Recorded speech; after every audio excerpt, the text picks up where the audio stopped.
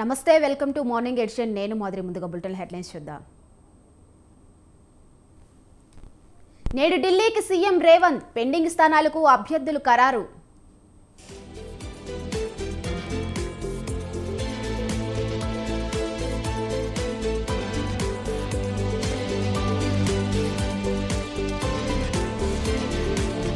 నేటి నుంచి జగన్ బస్సు యాత్ర ప్రారంభం అనంతపురం జిల్లాలో సీఎం టూర్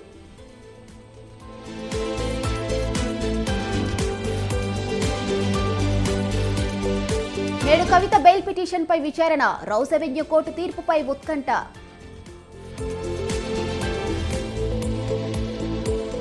ఫోన్ ట్యాపింగ్ కేసులో కీలక పరిణామం నేడు హైదరాబాద్కు ప్రభాకర్ రావు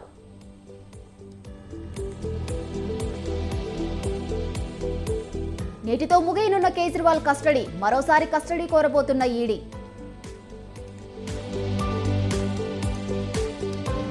పాకిస్తాన్లో పలుచోట్ల భారీ వర్షాలు 10 మంది మృతి పలువురికి గాయాలు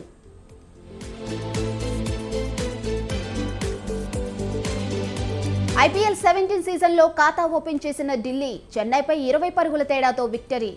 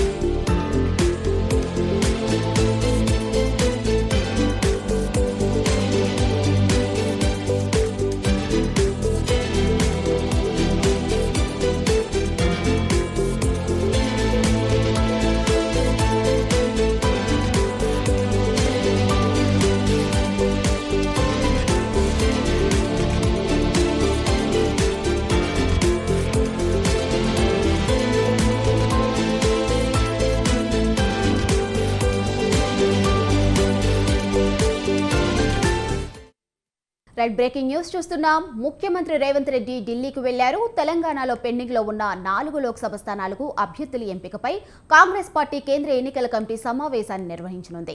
ఈ సమావేశంలో పాల్గొనేందుకు CM Revanth Reddy, deputy CM Bhatti Vikramarka, CEC సభ్యుడు మంత్రి ఉత్తమ్ కుమార్ రెడ్డి హాజరు కానున్నారు. నిన్న జరగాల్సిన సీఈసీ మీటింగ్ నేటికి వాయిదా పడింది. ఈ నేపథ్యంలో సీఎం రేవంత్ రెడ్డి ఉదయమే ఢిల్లీకి వెళ్లారు.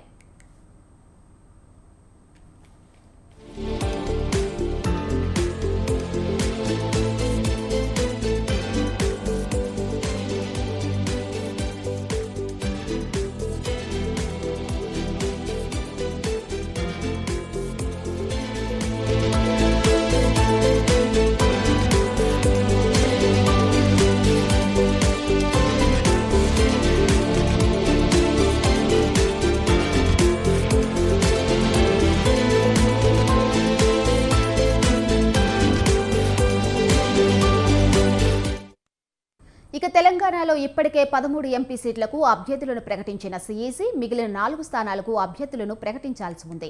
ఈ రోజు జరిగే భేటీలో ఖమ్మం, కరీంనగర్, వరంగల్, హైదరాబాద్ సీట్లకు అభ్యర్థులను ఖరారు చేసే అవకాశం ఉంది. ఆ 4 స్థానాలపై ఇప్పటికే screening committee chairman Harish Chaudhary హైదరాబాద్లో నేతలతో చర్చించారు. వరంగల్, ఖమ్మం, కరీంనగర్, హైదరాబాద్ నియోజకవర్గాల నేతల అభిప్రాయాలను సేకరించారు.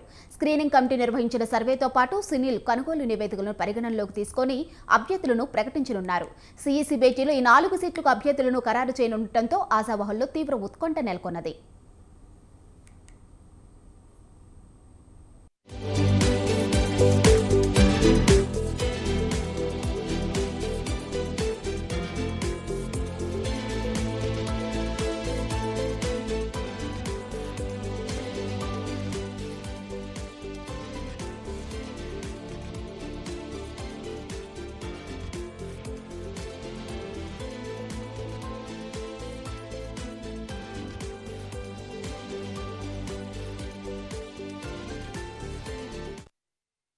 అయితే మరోవైపు ఖమ్మం సిటీ కోసం తీవ్ర పోటీ నెలకొంది. డిప్యూటీ సీఎం భట్టి విక్రమార్క భార్య నందిని, మంత్రి పొంగులేటి శ్రీనివాసరెడ్డి తమ్ముడు ప్రసాద్ రెడ్డి ప్రధానంగా పోటీ పడుతున్నారు.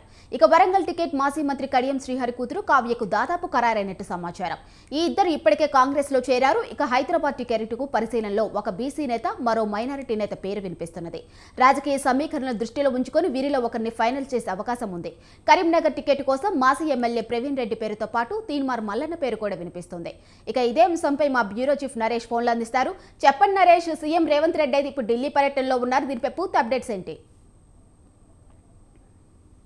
సీఎం రేవంత్ రెడ్డి ఢిల్లీకి బయలుదేరారు. ఉదయం 5:30కి ప్రత్యేక ప్యాసింజర్ విమానంలో శంషాబాద్ ఎయిర్పోర్ట్ నుంచి సీఎం ఢిల్లీకి బయలుదేరారు. ఢిల్లీకి చేరుకున్నారు. ప్రధానంగా ఈ రోజు సాయంత్రము కాంగ్రెస్ కేంద్ర ఎన్నికల కమిటీ సమావేశం అవుతుంది.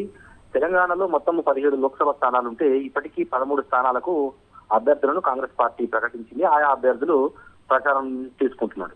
అయితే మిగిలిన 4 లోక్సభ నియోజకవర్గాలకు సంబంధించి ఇంకా నాయకుల మధ్య ఏకాభిప్రాయం కుదరలేదు. ఆ 4 సీట్లకు సంబంధించి చాలా మంది నేతలు పోటీ పడుతున్నారు. ఇతర పార్టీల నుంచి కొంతమంది కాంగ్రెస్ పార్టీలో చేరుతున్నారు. ఈ నేపథ్యంలో ఈ 4 సీట్లను కాంగ్రెస్ పార్టీ పెండింగ్ లో పెట్టింది. ఈ రోజు ఆ 4 సీట్లకు అభ్యర్థులను కాంగ్రెస్ పార్టీ ప్రకటించనుంది. ఈ నేపథ్యంలో సీఎం రేవంత్ రెడ్డితో పాటు డిప్యూటీ సీఎం భట్టి విక్రమార్క ఇప్పటికే ఢిల్లీకి చేరుకున్నారు. సిఇసి మెంబర్ గా ఉన్న మంత్రి ఉత్తమ్ కుమార్ రెడ్డి మధ్యాహ్నము ఢిల్లీకి వెళ్తున్నారు. ఈ 3 నాయకులతో ఏఐసిసి పెద్దలు చర్చలు జరిపిన తర్వాత ఏకాభిప్రాయం కుదిర్చి ఈ 4 స్థానాలకు కూడా అభ్యర్థులను ప్రకటించే అవకాశం ఉంది. అయితే ఈ 4 స్థానాల్లో వరంగల్ లోక్సభ స్థానానికి సంబంధించి నిన్ననే కడియం శ్రీహరితో పాటు బీఆర్ఎస్ ఎమ్మెల్యే కడియం శ్రీహరితో పాటు ఆయన కూతురు కడియం కావ్య కాంగ్రెస్ పార్టీలో చేరారు. కాబట్టి వరంగల్ సీటు హామీతోనే కడియం కుటుంబం కాంగ్రెస్ లో చేరిన పరిస్థితుల్లో కడియం కావ్యకు వరంగల్ టికెట్ కన్ఫర్మ్ అయినట్టే. ఇక మిగిలిన 3 నియోజకవర్గాలకు సంబంధించి అంటే కరీంనగర్, హైదరాబాద్, ఖమ్మం. హైదరాబాద్ సీటు సంబంధించి సుప్రీంకోర్టు మహిళా అడ్వకేట్ గా ఉన్న తుబస్సుమికి అక్కడ టికెట్ కేటాయించే అవకాశాలు ఉన్నాయి. ఆమెతో ఇప్పటికే ఒక ప్రాథమికంగా చర్చలు జరిపారు. ఎందుకంటే వచ్చే పార్లమెంట్ ఎన్నికల్లో మహిళా రిజర్వేషన్ అమలవుతుంది కాబట్టి అవకాశం ఉన్న ప్రతి చోట మహిళా అభ్యర్థులను ప్రమోట్ చేసేందుకు కాంగ్రెస్ పార్టీ ప్రయత్నిస్తుంది. అందులో భాగంగానే హైదరాబాద్ పార్లమెంట్ నియోజకవర్గానికి మహిళా అభ్యర్థిని బరిలో నిలపాలి అన్న అభిప్రాయంతో కాంగ్రెస్ పార్టీ ఉంది. దాదాపుగా హైదరాబాద్ పార్లమెంట్ నియోజకవర్గానికి తబస్సుం సుప్రీంకోర్టు అడ్వకేట్ గా ఉన్న తబస్సుం పేరే ఖరారయ్యే అవకాశాలు ఉన్నాయి. మిగిలిన ఖమ్మము, కరీంనగర్ ఈ సీట్లకు సంబంధించి కొంత కాంగ్రెస్ పార్టీలో పీఠముడి నెలకొని ఉంది. కరీంనగర్ స్థానాన్ని బీసీలకు కేటాయించాలి అన్న డిమాండ్ ఉన్న నేపథ్యంలో బలమైన బీసీని రంగంలోకి దింపేందుకు కాంగ్రెస్ పార్టీ కాంగ్రెస్ వ్యూహకర్త సునీల్ కనుగోలుతో ఫ్లాష్ సర్వేలు చేయిస్తోంది. అయితే హుస్నాబాద్ ఎమ్మెల్యే టికెట్ ను త్యాగం చేసిన అలిగిరెడ్డి ప్రవీణ్ రెడ్డి న్యాయబద్ధంగా నాకే కరీంనగర్ టికెట్ దక్కాలి, కరీంనగర్ టికెట్ హామీతోనే నేను నా సొంత స్టేట్మెంట్ అయిన హుస్నాబాద్ ను త్యాగం చేశాను, అక్కడ గెలిచిన పొన్నం ప్రభాకర్ రాష్ట్ర మంత్రివర్గంలో ఉన్నాడు కాబట్టి నా త్యాగానికి గుర్తింపుగా మీరు కరీంనగర్ పార్లమెంట్ ఇవ్వాల్సిందని చెప్పి అలిగిరెడ్డి ప్రవీణ్ రెడ్డి పట్టుబడుతుంటే బీసీ నాయకులు బీసీలకు టికెట్లు ఇవ్వాలి అన్న డిమాండ్ కూడా వినిపిస్తా ఉన్నారు. ఈ ఖమ్మం విషయానికి వస్తే ప్రధానంగా 3 మంత్రుల మధ్య పోటీ ఉంది. తమ కుటుంబ సభ్యులను బరిలోకి దించేందుకు డిప్యూటీ సీఎం భట్టి విక్రమార్క, మంత్రులు పొంగులేటి శ్రీనివాసరెడ్డి, మరో మంత్రి తుమ్మల నాగేశ్వరరావు ఈ 3 తమ కుటుంబ సభ్యులను టికెట్ ఇవ్వాలని డిమాండ్ చేస్తున్న నేపథ్యంలో అనూహ్యంగా మధ్య మార్గంగా 4వ వ్యక్తికి టికెట్ ఇచ్చే అంశాన్ని కూడా కాంగ్రెస్ పార్టీ పరిశీలిస్తుంది. ఏది ఏమైనప్పటికీ ఈ రోజు సాయంత్రం లోపు ఈ 4 టికెట్ల మీద క్లారిటీ వస్తుంది. అనంతరము సిఇసి సమావేశంలో ఈ 4 పేర్లను ఖరారు చేస్తారు. దానికి సంబంధించి చర్చించేందుకు సీఎం, డిప్యూటీ సీఎం, మంత్రి ఉత్తమ్ అందరూ కూడా ఈ రోజు ఢిల్లీలో మంత్రాలు జరుపుతారు. మాదిరి. Right, thank you Naresh.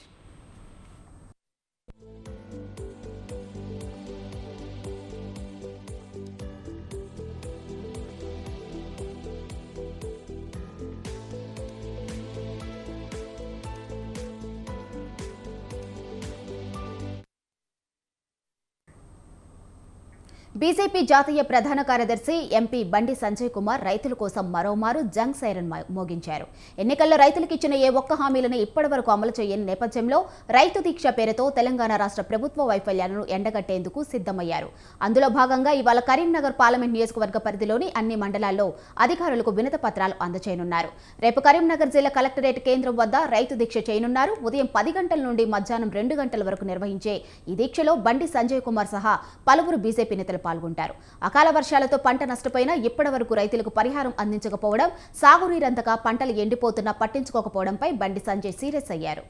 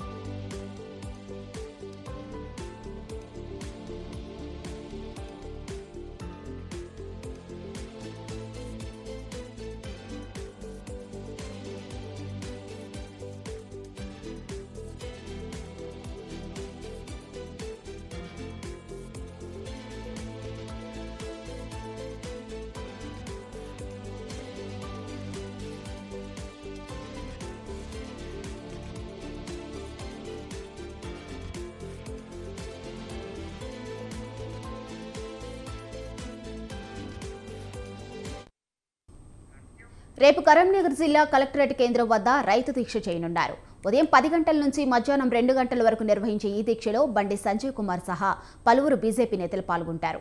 అకాల వర్షాలతో పంట నష్టపోయినా ఇప్పటి వరకు రైతులకు పరిహారం అందించకపోవడం, సాగునీరంతక పంటలు ఎండిపోతున్నా పట్టించుకోకపోవడంపై బండి సంజయ్ సీరియస్ అయ్యారు. ఇక ఇదే అంశంపై మరింత సమాచారం మా రిపోర్టర్ శ్రీనివాస్ ఫోన్లో అందిస్తారు. చెప్పండి శ్రీనివాస్, రేపైతే కరీంనగర్లో రైతు దీక్ష అయితే చేయబోతున్నారు బండి సంజయ్, దీనిపై పూర్తి అప్డేట్స్ ఏంటి? ప్రభుత్వంలో కేసీఆర్ ఎలాంటి విధానాలు అవలంబించి రైతులకు అన్యాయం చేశారో ఈ కాంగ్రెస్ ప్రభుత్వంలో కూడా ముఖ్యమంత్రి రేవంత్ రెడ్డి రైతుల పట్ల వివక్ష చూపుతున్నారు, రైతులకు అన్యాయం జరుగుతుంది అన్నటువంటి విషయం పట్ల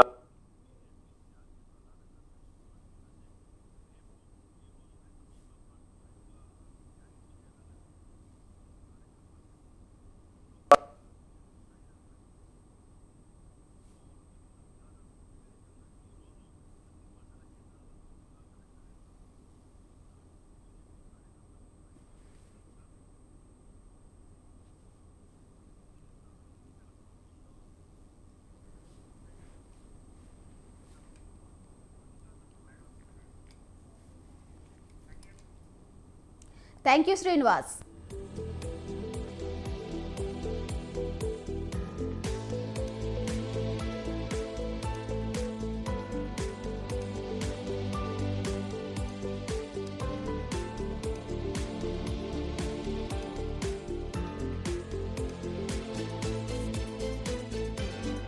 రుణమాఫీని చేయాలని, అదే విధంగా ఈ మధ్య అకాల వర్షాల వల్ల నష్టపోయిన రైతులకు 25,000 రూపాయలను వెంటనే చెల్లించాలనే డిమాండ్ తో పాటు వ్యవసాయ కూలీలకు 15,000 రూపాయలు వాళ్ళ అకౌంట్ లో వేయాలన్నటువంటి డిమాండ్ తో ఈ దీక్ష చేస్తున్నారు. ప్రధానంగా ఎన్నికల కోడ్ ఉండడం వల్ల తాము శాంతియుతంగానే ఈ ఆందోళన చేస్తామని చెప్తున్నారు.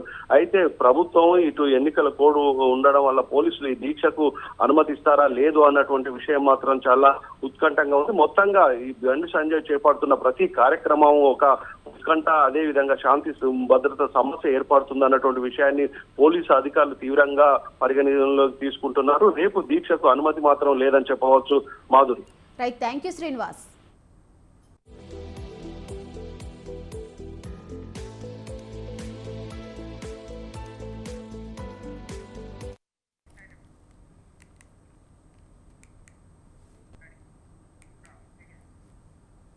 తెలంగాణలో సంచలనం సృష్టించిన ఫోన్ ట్యాపింగ్ కేసులో కీలక పరిణామం చోటు చేసుకుంది. ఈ వ్యవహారంలో కీలక సూత్రధారి అయిన ఎస్ఐబి మాజీ చీఫ్ ప్రభాకర్ రావు హైదరాబాద్ రాబోతున్నారు.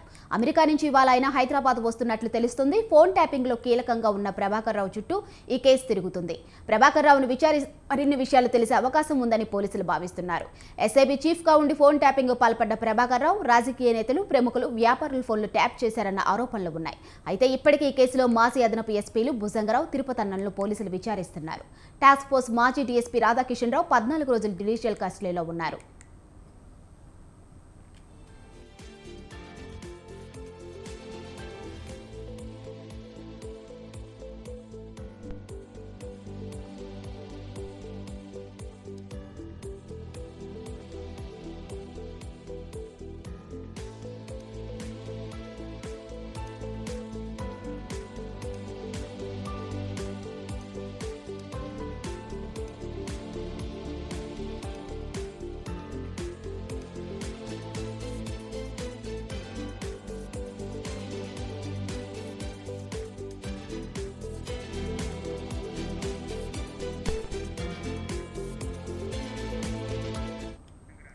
తెలంగాణలో సంచలనం సృష్టించిన ఫోన్ ట్యాపింగ్ కేసులో కీలక పరిణామం చోటు చేసుకుంది.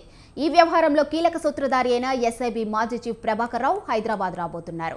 అమెరికా నుంచి ఇవాళ ఆయన హైదరాబాద్ వస్తున్నట్లు తెలుస్తుంది. ఫోన్ ట్యాపింగ్ లో కీలకంగా ఉన్న ప్రభాకర్ రావు చుట్టూ ఈ కేసు తిరుగుతుంది. ప్రభాకర్ రావును విచారిస్తే మరిన్ని విషయాలు తెలిసే అవకాశం ఉందని పోలీసులు భావిస్తున్నారు. ఎస్ఐబి చీఫ్ గా ఉండి ఫోన్ ట్యాపింగ్ కు పాల్పడ్డ ప్రభాకర్ రావు రాజకీయ నేతలు, ప్రముఖులు, వ్యాపారుల ఫోన్లు ట్యాప్ చేశారన్న ఆరోపణలు ఉన్నాయి. ఇప్పటికే కేసులో మాజీ అదనపు ఎస్పీలు భుజంగరావు, తిరుపతన్నలను పోలీసులు విచారిస్తున్నారు. టాస్క్ ఫోర్స్ మాజీ డీఎస్పీ రాధాకిషన్ రావు 14 రోజుల జ్యుడిషియల్ కస్టడీలో ఉన్నారు. ఇక ఇదే అంశంపై మరింత సమాచారం మా రిపోర్టర్ ఉషా ఫోన్లో అందిస్తారు. చెప్పండి ఉషా. వ్యవహారంలో ఈ రోజు 2 కీలక పరిణామాలు చోటు చేసుకోబోతున్నాయి. ఒకవైపు నాంపల్లి కోర్టులో ప్రణీత్ రావుకి సంబంధించి, అలాగే మాజీ ఓఎస్డీ రాధాకిషన్ రావుకి సంబంధించి కస్టడీ పిటిషన్ వేసుకోవడానికి అయితే పంజాగుట్ట పోలీసులు సిద్ధమయ్యారు. ఏదైతే అడిషనల్ ఎస్పీలుగా ఉన్నటువంటి భుజంగరావు, తిరుపతన్నలు ఇచ్చినటువంటి వాంగ్మూలాల ఆధారంగా ఈ రోజు మరికొన్ని కూడా అరెస్టులు జరిగే అవకాశం ఉంటుంది. మరొక కీలక పరిణామం, ఈ కేసులో కింగ్ పిన్ గా ఉన్నటువంటి వ్యక్తి ప్రభాకర్ రావు అమెరికా నుంచి నేడు హైదరాబాద్ కి వస్తున్నట్టుగా మనకు అందినటువంటి తాజా సమాచారం. ఈ ఇద్దరు మాజీ మంత్రులు, ఒక ఎంపీ, 3 ఎమ్మెల్యేలు, 2 ఎమ్మెల్సీలకు నోటీసులు కూడా జారీ చేసే అవకాశం ఉంటుంది. ఎందుకంటే ప్రభాకర్ రావు ఫోన్ ట్యాపింగ్ చేయమని పురమాయించారనేసి తెలుస్తోంది. కాబట్టి ప్రభాకర్ రావుకి ఈ నేతలే చెప్పినట్టుగా కూడా మనకు అందినటువంటి సమాచారం. గత ప్రభుత్వ నేతల్లో ఇప్పటికే ఈ కేసుకి సంబంధించి గుండెల్లో గుబులు రేపుతోంది. ఈ కేసులో 3వ రోజు కస్టడీలో భాగంగా నిన్న ఇచ్చినటువంటి కీలక సమాచారం మేరకు తిరుపతన్న, అలాగే భుజంగరావులు ఇచ్చినటువంటి కీలక సమాచారం మేరకు నిన్న సెలవు కాబట్టి ఇవాళ చాలా అరెస్టులు కూడా జరిగే అవకాశం ఉంటుంది. మరోవైపు లుకౌట్ నోటీసులకు స్పందిస్తూ ప్రభాకర్ రావు కూడా వస్తున్నారు కాబట్టి హైదరాబాద్ కి ఈ కేసులో ఏదైతే గతంలో ఎవరైతే ప్రణీత్ రావుని తన ఇంటి దగ్గరికి వెళ్లి దర్యాప్తు చేసి అనంతరం కస్టడీలోకి తీసుకుని అరెస్ట్ చేశారు. సేమ్ అలాగే రాధాకిషన్ రావుని కూడా బంజారా హిల్స్ పోలీస్ స్టేషన్ వచ్చిన తర్వాత కాసేపు దర్యాప్తు చేసిన అనంతరం అరెస్ట్ చేశారు. కేవలం ఇదే ప్రాసెస్ కూడా ప్రభాకర్ రావు విషయంలో కూడా ఇదే ప్రాసెస్ కొనసాగే అవకాశం ఉంటుంది. తనని కాసేపు దర్యాప్తు చేసిన అనంతరం తనని అరెస్ట్ చేసే అవకాశం ఉంటుంది. చూడాలి. ఈ రోజు 3 కీలక అంశాలు. ఓవైపు నాంపల్లి కోర్టు ఎన్ని రోజులు కస్టడీ ఇస్తుంది రాధాకిషన్ రావుని, మరోవైపు మరోసారి ప్రణీత్ రావుని కస్టడీ కోరుకోవడానికి అయితే సిద్ధమయ్యారు పంజాగుట్ట పోలీసులు. కాబట్టి ఈ కేసులో కీలకంగా ఉన్నటువంటి వ్యక్తులు కొందరే కాదు, పోలీస్ డిపార్ట్మెంటే కాదు, దీని వెనకాల రాజకీయ ప్రముఖులు ఉన్నారు.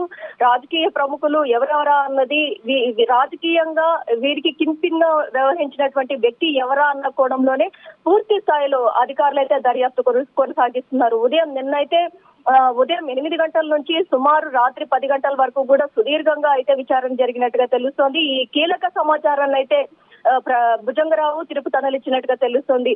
ఓవైపు చూసుకున్నట్టయితే ప్రభాకర్ రావు సూచనల మేరకే హైదరాబాద్ సిటీ శివారులో నల్గొండ, మహబూబ్ నగర్, సిరిసిల్ల, వరంగల్ ఏరియాలో సర్వర్ రూమ్లను కూడా ఏర్పాటు చేసినట్టుగా తెలుస్తోంది. ఎస్ఐబిలో పనిచేసేటటువంటి 3 అధికారుల స్టేట్మెంట్ రికార్డు చేసినటువంటి దర్యాప్తు బృందం ఈ రోజు ప్రణీత్ రావుని కూడా తీసుకునేటట్లయితే ఈ మొత్తం కూడా వీళ్ళందరినీ కూడా ఒకే చోట ఉంచి ఎదురెదురుగా కూడా ప్రశ్నించి ఈ కేసుకి సంబంధించినటువంటి ఒకరికొకరు సేమ్ సమాధానం చెప్తారా లేకపోతే పొంతలేని సమాధానం చెప్తారా అన్న కోణంలో కూడా వీరిని పూర్తి స్థాయిలో దర్యాప్తు చేయడానికి అయితే రంగం సిద్ధం చేసుకుంటున్నారు. దర్యాప్తు అధికారిగా ఇప్పటికే west zone DCP Vijay Kumar ఉన్నారు. కాబట్టి ఈ కేసులో ఐఓ అధికారి వెంకటగిరి ఎలాంటి ప్రశ్నలు సంధిస్తున్నారు, ఈ కేసులో వీళ్ళు ఇచ్చేటటువంటి వాంగ్మూలం ఆధారంగా న్యాయ నిపుణుల సలహా కూడా పోలీసులు కోరుతున్నట్టుగా తెలుస్తోంది. ఈ కేసులో టెలిగ్రాఫ్ యాక్ట్ తో పాటు కఠినమైన చట్టాలను కూడా తీసుకొచ్చారు. కాబట్టి ఎన్ని రోజులు మనం చూస్తున్నట్టయితే ఫోన్ ట్యాపింగ్ వ్యవహారంలో ఎవిడెన్స్ ట్యాంపరింగ్ సంబంధించి కావచ్చు, గవర్నమెంట్ ప్రాపర్టీస్ డ్యామేజ్ కావచ్చు, ఇది రెండే మనం చూసాము. టెలిగ్రాఫ్ యాక్ట్ ఎప్పుడైతే నమోదు చేశారో వెంటనే ప్రతి ఒక్కళ్ళ గుండెలు కూడా అలజడి మొదలైంది. ఈ కేసులో కీలకంగా ఉన్నటువంటి ప్రైవేట్ వ్యక్తులు ఎవరెవరు ఉన్నారు, ఏదైతే ఈ డివైస్ లను ఇజ్రాయెల్ నుంచి తీసుకొచ్చి ఇక్కడ అమర్చడానికి సహకరించినటువంటి వ్యక్తులు, అలాగే రవిపాల్ ఎవరైతే టెక్నికల్ ఎక్స్పర్ట్ ఎస్ఐబిలో ఉన్నటువంటి అతన్ని, అలాగే ఎస్ఐబిలో ఉన్నటువంటి పలువురిని కానిస్టేబుల్ స్థాయి నుంచి ఉన్నత స్థాయి వరకు ప్రతి ఒక్కరిని కూడా విచారించే అవకాశం ఉంటుంది. మరోవైపు చూసుకున్నట్టయితే శివారులోని వార్ రూమ్లతో సహా వరంగల్, నల్గొండ, అలాగే సిరిసిల్ల, ఈ హైదరాబాద్, ఈ 4 ప్రాంతాల్లో కూడా వార్ రూమ్ లో పనిచేసినటువంటి సిబ్బంది ఎవరైతే కానిస్టేబుల్ వ్యక్తుల దగ్గర నుంచి ప్రతి ఇన్స్పెక్టర్ల వరకు ప్రతి ఒక్కరిని కూడా పిలిపించి విచారించడానికి అయితే పోలీసులు సిద్ధమవుతున్నారు. ఈ కేసులో ఒక్క చిన్న కీలక ఆధారాన్ని కూడా మిస్ చేయకుండా ప్రతి ఒక్క దాన్ని కూడా క్షుణ్ణంగా పరిగణలోకి తీసుకొని అయితే విచారిస్తున్నట్టుగా మనకు అందినటువంటి సమాచారం. మాదిరి. Right, thank you Usha.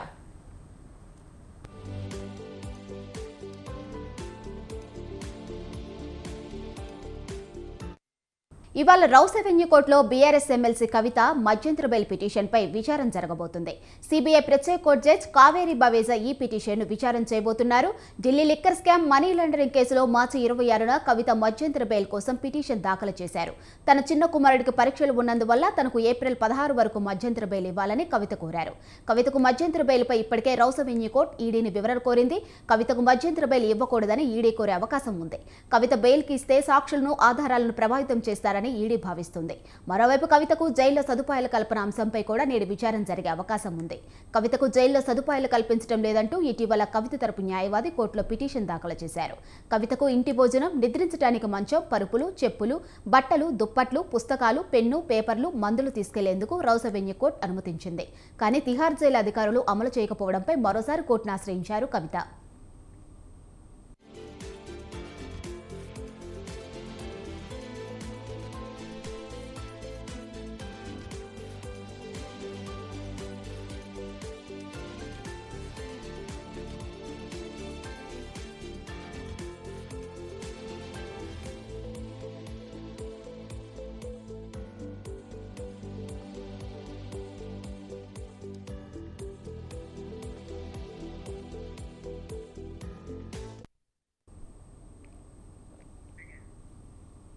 ఇవాల్టితో Delhi CM Arvind Kejriwal ED custody ముగియబోతుంది.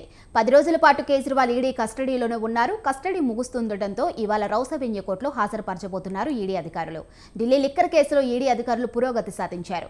కస్టడీలో కేజ్రీవాల్ వ్యవహరించిన తీరును కోర్టుకు వివరించబోతున్నారు. కేజ్రీవాల్ను జ్యుడిషియల్ కస్టడీకి పంపాలని ఈడీ కోర్టును కోరే ఛాన్స్ ఉంది. కోర్టు జ్యుడిషియల్ కస్టడీకి అనుమతిస్తే కేజ్రీవాల్ను తిహార్ జైలుకు తరలించబోతున్నారు.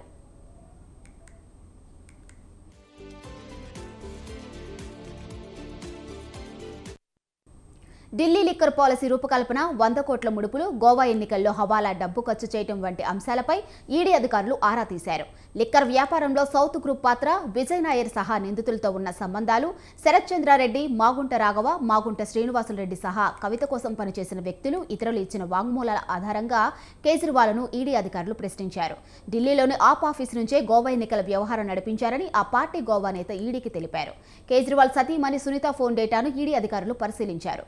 కేజ్రీవాల్ స్థిరచర ఆస్తుల వివరాలు, ఐటీఆర్, ఇతర ఆర్థిక వివరాలను పరిశీలించారు. పంజాబ్లోని సీనియర్ ఎక్సైజ్ అధికారులతో పాటు ఢిల్లీ ఆప్ మంత్రి కైలాష్ గెహ్లాట్ను ప్రశ్నించారు ఈడీ అధికారులు.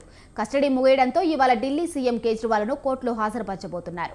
అయితే మరోసారి ఈడీ అధికారులు కస్టడీ కోరే ఛాన్స్ ఉంది. దీంతో కేజ్రీవాల్ తిహార్ జైలుకు వెళ్తారా, బయటికి వస్తారనేది ఉత్కంఠగా మారింది.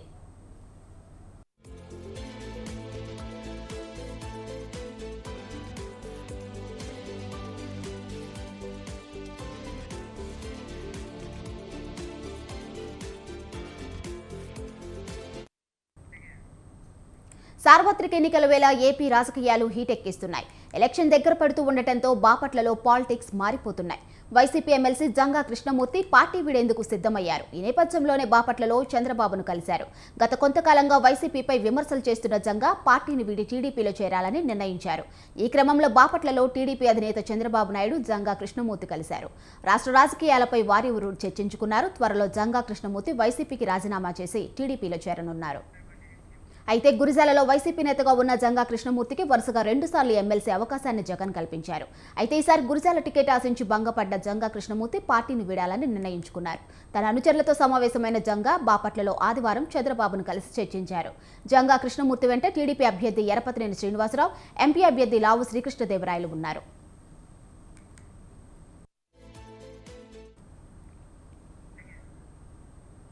ప్రజా సమస్యలు తీర్చడంలో తాను ఎప్పుడూ ముందుంటానని కాంగ్రెస్ పార్టీ మల్కాజ్గిరి పార్లమెంట్ అభ్యర్థి సునీత మహేందర్ రెడ్డి అన్నారు. అల్వాల్ పరిధిలోని పంచశీల కాలనీలో మల్కాజ్గిరి పార్లమెంట్ ఇన్ఛార్జ్ మైనంపల్లి హనుమంతరావుతో కలిసి సునీత మహేందర్ రెడ్డి కాలనీ వాసులతో సమావేశం ఏర్పాటు చేశారు. మల్కాజ్గిరి పార్లమెంట్లో మరోసారి కాంగ్రెస్ పార్టీకి అవకాశం ఇవ్వాలని కోరారు. గతంలో ఉమ్మడి రంగారెడ్డి జిల్లా జడ్పీ చైర్పర్సన్గా ఉన్నప్పుడు అనేక అభివృద్ధి కార్యక్రమాలు చేశానని ఆమె గుర్తు చేశారు. ప్రతి సమస్యను తన ద్వారా ముఖ్యమంత్రి రేవంత్ రెడ్డి దృష్టికి తీసుకువెళ్లి సమస్యను పరిష్కరించే విధంగా తగిన చర్యలు తీసుకుంటానని హామీ ఇచ్చారు. దేవుళ్లను అడ్డం పెట్టుకుని తాము రాజకీయాలు చేయమని బీజేపీ పార్టీ ఉద్దేశించి మైనంపల్లి హనుమంతరావు అన్నారు. హస్తం గుర్తుకు ఓటు వేసి కాంగ్రెస్ పార్టీని భారీ మెజారిటీతో గెలిపించాలని మైనంపల్లి కోరారు. One more thing, I don't want to talk behalf of BJP. I don't want to criticize any party. हम भी हिंदू है. भगवान का नाम पे वोट पूछ रहा, हम काम पे वोट पूछ रहा है बोल के आपको समझना चाहिए. जो भी भगवान से पॉलिटिक्स खेलेगा वो अच्छा नहीं है बोल के समाज को समझा रहा. जो भी अपना केसीआर साहब यादाद्री बनाया, पॉलिटिकल के वास्ते गरीब लोगों को घर में दिया, यादाद्री बनाया, यहाँ पे प्रगति वन बनाया, वहाँ पे फार्म हाउस बनाया, यहाँ पे सेक्रेटरीट बनाया. गरीब लोगों को तो कुछ नहीं दिया. మన మహిళలకి మంచి అవకాశం. ఈచ్ మహిళ ఓటు మాత్రం కాంగ్రెస్ కి ఓటు వేస్తే తప్పకుండా మనం మహిళలు చట్టాలు చేసే స్థాయికి ఎదిగి పార్లమెంట్లో మంచి మన ఏ ఉన్నా కూడా ప్రాబ్లం సాల్వ్ చేసుకోవచ్చు. కాబట్టి ప్రతి ఒక్క మహిళ ఆలోచించి ఈచ్ ఓటు మన మహిళలకి ఓట్స్ అన్నీ నాకు ఓటేస్తే తప్పకుండా మీకు అందుబాటులో ఉంటాం. ఇప్పుడు ఇన్ని ఎంపీస్లో మహిళలకి ఒకటే ఒక ఛాన్స్ వచ్చింది కాబట్టి తప్పకుండా మనం మహిళలే సపోర్ట్ చేయాలి. విశాఖ వేదిక జరిగిన మ్యాచ్లో ఢిల్లీ అదరకొట్టింది. వరుసగా 2 ఓటముల నుంచి పుంజుకుంది. రాత్రి చెన్నైతో జరిగిన మ్యాచ్లో 20 పరుగుల తేడాతో విజయం సాధించింది. ఆడిన 2 మ్యాచ్ల్లోనూ గెలిచి మంచి దూకుడు మీదున్న సీఎస్కేను దెబ్బ కొట్టింది. ఈ సీజన్లో తొలి 2 మ్యాచ్ల్లో అన్ని విభాగాల్లోనూ విఫలమై ఓటములతో డీలా పడింది ఢిల్లీ. కానీ విశాఖలో మాత్రం అన్ని విభాగాల్లో రాణించి ఢిల్లీ గెలుపు కేక పెట్టింది. పంత్ ఒక్కపడిలా మెరుపులు మెరిపించగా వార్నర్ నిలకడ కొనసాగించాడు. బౌలింగ్లో ఖలీల్ అహ్మద్, ముఖేష్ కుమార్ చెలరేగారు. ఆల్రౌండ్ ప్రదర్శనతో అదిరిపోయే ఆటతీరును కనబరిచారు. మొదట ఢిల్లీ క్యాపిటల్స్ 20 ఓవర్లలో 5 వికెట్లకు 191 పరుగులు చేసింది. వార్నర్ 52, పంత్ 51, పృథ్వీ షా 43 పరుగులతో రాణించారు. ఛేదనలో ముఖేష్ కుమార్, ఖలీల్ అహ్మద్ దాటికి సీఎస్కే 20 ఓవర్లలో 6 వికెట్లకు 171 పరుగులే చేయగలిగింది. ఓ ఎండ్లో పోరాటం కొనసాగించిన రెహేన్కు శివం దుబే 18 తోడవడంతో 13 ఓవర్లలో స్కోర్ 100 దాటింది. అప్పుడు బౌలింగ్కు వచ్చిన ముఖేష్ మ్యాచ్ను పూర్తిగా ఢిల్లీ వైపు తిప్పేశాడు. వరుస బంతుల్లో రెహేన్, సమీర్ రిజ్వీను అవుట్ చేసిన అతను ఆ తర్వాత దుబేను పెవిలియన్ చేర్చడంతో చెన్నై పనైపోయింది. జట్టు ఓటమి ఖాయమైన అభిమానులకు ధోనీ బ్యాటింగ్ చూసే అవకాశం రావడంతో స్టేడియం దద్దరిల్లింది.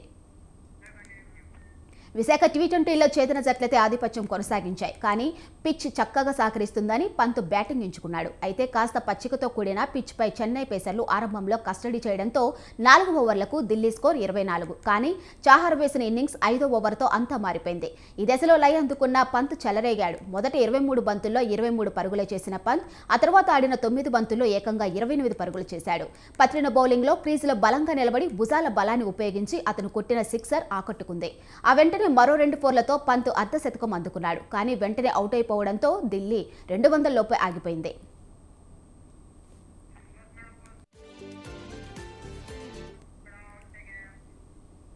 ఇవి మార్నింగ్ ఎడిషన్ అప్డేట్స్. చూస్తూనే ఉండండి స్వతంత్ర.